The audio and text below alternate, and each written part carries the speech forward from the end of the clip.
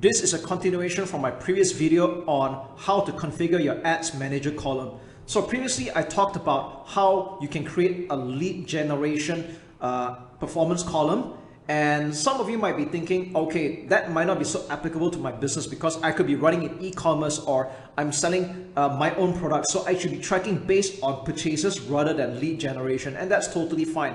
So what I'm going to do is that in this video, especially for those that are doing e-commerce or you're selling your own products, I'm going to show you how to slightly tweak the configuration for the ads manager column. Okay, so what we're going to do is we're going to click on the top here at columns, and we're going to click on customize columns. Okay, so it's almost the same thing except that we're going to remove leads and cost per lead. Okay, so I'm just going to go through everything for completion's sake. We'll go with campaign name, ad set delivery, budget, amount spent, impressions, cost per 1,000 impression, link clicks, CPC, CTR, CTR, all these are still important. What we're going to do is we're going to remove the last two columns, all right, leads and cost per lead. So what we're going to do is I'm going to add in this word called purchase. Okay, purchases, we'll click on total, value, and cost. All right, let's click at the bottom here. And again, you might notice something familiar is that we have all these boxes here, which is really not important. So we uncheck them. Okay, we uncheck all of this. All right, so we get to see purchases, which means like how many products being sold. So for example, let's say you're selling an ebook right now and you have sold 10 ebooks at $10 each as an example. Okay, so the purchase will show as 10, all right, 10 ebooks.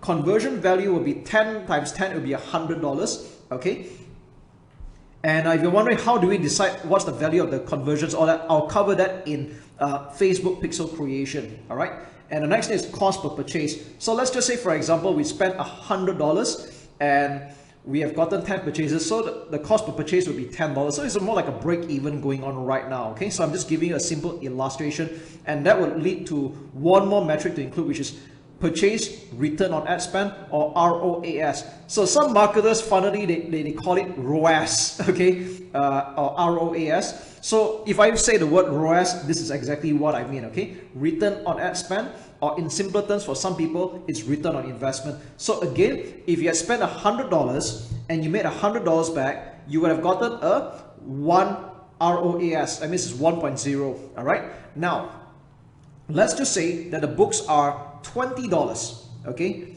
And we had spent $100, we had sold 10 copies, times $20 is $200. So $200 divided by $100 in advertising spend, it will be ROAS of 2. That means we're getting a 2 times return on ad spend.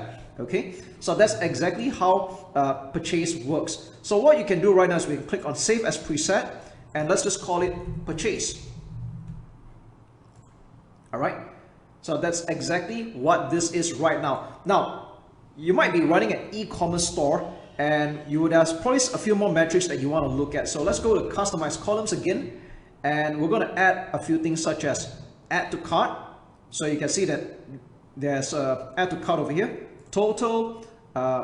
You can also add the value if you would like, and also the cost. It's pretty much similar here as well. Okay, so if you're integrating this with the likes of Shopify, WooCommerce, or any other e-commerce platforms, so these are the things that you normally would like to take a look at. So actually you don't really need unique for this one. Okay, just total cost of add to cart. All right, so some people might even use a different term called initiate checkout, or IC.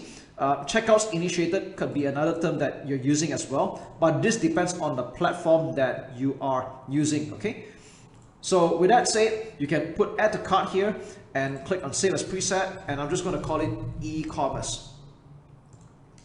All right, so these are some of the metrics that you will normally be looking at when you're doing a purchase conversion value, or if you're running e-commerce, you will want to add on the add to cart. So you can have a look at how many people are adding to cart, how many people are actually making the final purchases. You'll be able to track and decide from there.